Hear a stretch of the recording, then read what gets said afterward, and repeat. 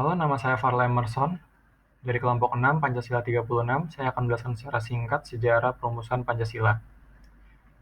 Berikut adalah kelompok saya, terdiri dari 6 orang, yaitu Adelia, Tito, saya sendiri, Hema Kesha, Ikhlas, dan Sejati Bakti Raga. Bahan presentasi ini diambil dari ringkasan film BPUPKI tentang dokumenter sidang BPUPKI. Sidang BPUPKI pertama itu sendiri berlangsung pada 29 Mei sampai dengan 1 Juni 1945, yang dipimpin oleh Ketua BPUPKI yaitu Dr. Rajiman Widyodiningrat, yang membahas tentang dasar negara Indonesia. Terdapat beberapa tokoh yang mengeluarkan idenya, antara lain Muhammad Hatta, Muhammad Yamin, Ki Bagus Hadikusumo, Mr. Supomo, D.M. Kunhian, dan Soekarno. Yang pertama yaitu Muhammad Yamin. Ia menyarankan untuk membentuk negara kebangsaan yang dibentuk atas dasar nilai kebangsaan dan ketuhanan. Ia juga menginginkan untuk kemerdekaan bangsa Indonesia berdasarkan pada nasionalisme yang mengikat masyarakat Indonesia. Beliau juga mengajukan untuk negara Indonesia untuk menggunakan nilai kebangsaan yang berketuhanan.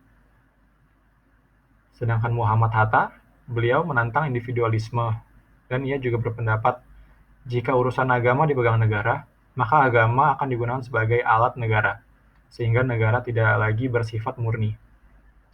Ia juga menyarankan adanya peraturan dengan hak bebas berpendapat agar tidak menjadi negara kekuasaan. Lalu Ki Bagus Hadikusumo, berbeda dengan Muhammad Hatta, ia menginginkan negara untuk berdasarkan dengan agama Islam. Ia juga berpendapat bahwa akar permasalahan yang harus ditumpas adalah jiwa perselisihan dan kepentingan setiap orang. Cara mengatasinya adalah dengan bermusyawarah mufakat dan kejujuran. Sedangkan Mr. Supomo, ia setuju dengan Muhammad Hatta bahwa hubungan antara agama dan negara sebaiknya dipisahkan. Dan ia juga setuju tentang membuat dasar negara yang berdasarkan persatuan. Ia juga menginginkan negara yang bersifat persatuan dengan cita-cita memiliki bangsa yang merdeka dan bersatu. Ia juga berpendapat bahwa urusan agama dapat diberikan kepada golongan agama dan tetap dihormati dan didukung oleh negara. Menurutnya, perlunya adanya sentralisasi dan desentralisasi pada negara, dan negara itu sendiri bersifat integralistik. Lalu Bapak Lim Kunhian, ia menginginkan bahwa Partai Peranakan Tionghoa bisa berjuang di sebelah bangsa Indonesia dan kemerdekaan Indonesia. Dia tidak menyetujui paham kebangsaan karena masyarakat Tionghoa mengenal hanya satu bangsa, yakni bangsa manusia. Lalu Soekarno. Soekarno menginginkan Indonesia yang merdeka dan berdaulat. Ia menginginkan persatuan Indonesia dari ujung Sabang sampai Merauke. Beliau juga mengajukan beberapa prinsip yang kemudian dinamakan Pancasila. Beliau menjadi Bapak Pancasila karena beliau yang mencetuskan nama Pancasila itu sendiri. Dari pidatonya pada tanggal 1 Juni 1945 yang berisi, "Saudara-saudara, dasar-dasar negara telah saya usulkan." 5 bilangannya. Inikah Pancadharma? Bukan. Nama Pancadharma tidak tepat di sini. Dharma berarti kewajiban, sedang kita membicarakan dasar. Saya senang kepada simbolik. Simbolik angka pula. Rukun Islam 5 jumlahnya. Jari kita 5 setangan. Kita mempunyai panca indera. Apalagi yang 5 bilangannya. Pendawa pun 5 orangnya. Sekarang banyaknya prinsip, kebangsaan, internasionalisme, mufakat, kesejahteraan, dan ketuhanan 5 pula bilangannya. Namanya bukan Pancadharma, tetapi saya namakan ini dengan petunjuk seorang teman kita ahli bahasa, namanya ialah Pancasila. Sila artinya azas atau dasar. Dan di atas kelima dasar itulah kita mendirikan negara Indonesia, kekal dan abadi. Selanjutnya bisa dilanjutkan oleh Raga. Analisis sosial sejarah perumusan Pancasila. Hasil dari analisis sosial kelompok kami dimulai di sidang BPUPKI 1, yaitu pada tanggal 29 Mei sampai 1 Juni 1945. Yang pertama adalah dari Muhammad Yamin, mengusulkan rumusan dasar negara yang berbunyi: 1. Peri kebangsaan, 2. Peri kemanusiaan, 3. Peri ketuhanan, 4. Peri kerakyatan, 5. Kesejahteraan rakyat. Rumusan dasar negara Muhammad Yamin yang tertulis adalah: 1. Ketuhanan yang Maha Esa, 2. Kebangsaan Persatuan Indonesia, 3. rasa kemanusiaan yang adil dan beradab. 4. Kerakyatan yang dipimpin oleh hikmat kebijaksanaan dalam permusyawaratan perwakilan. Dan 5. Keadilan sosial bagi seluruh rakyat Indonesia. Selanjutnya pada tanggal 31 Mei 1945, Dr. Supomo mengungkapkan gagasan konsep negara yaitu 1. Teori negara perseorangan, 2. Paham negara kelas, dan 3. Paham negara integralistik.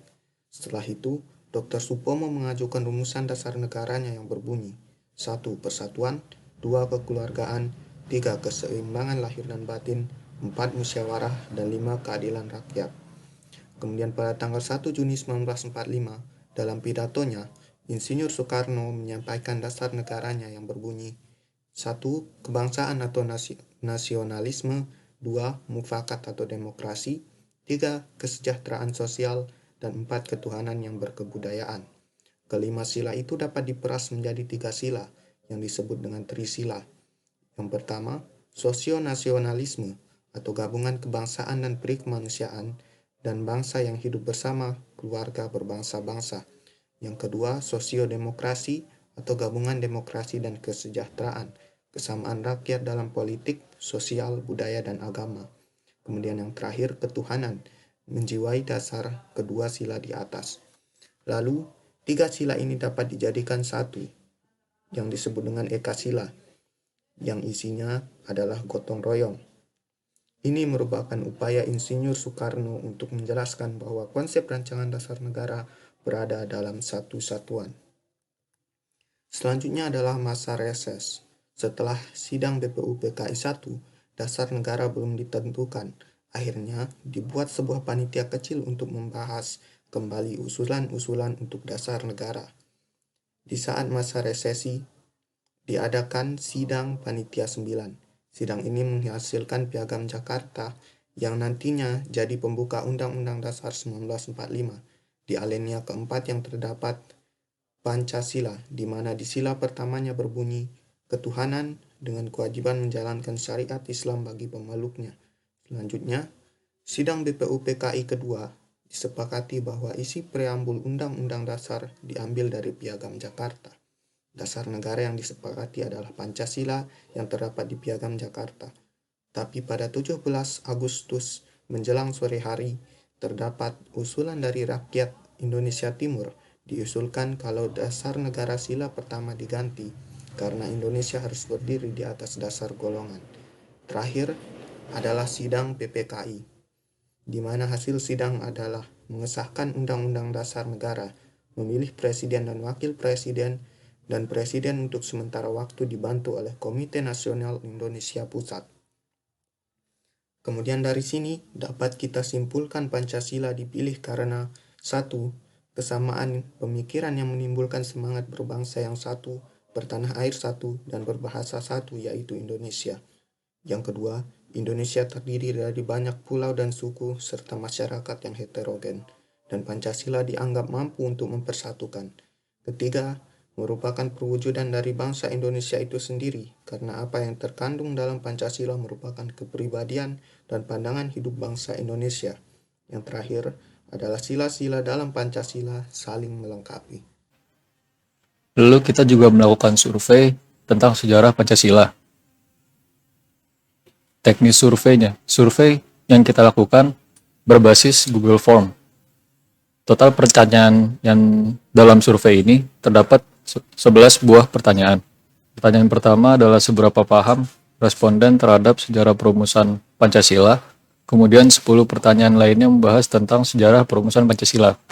Sasaran survei ini hanya disebarkan pada segelintir orang, yakni mahasiswa Departemen Teknik Informatika ITS 2020.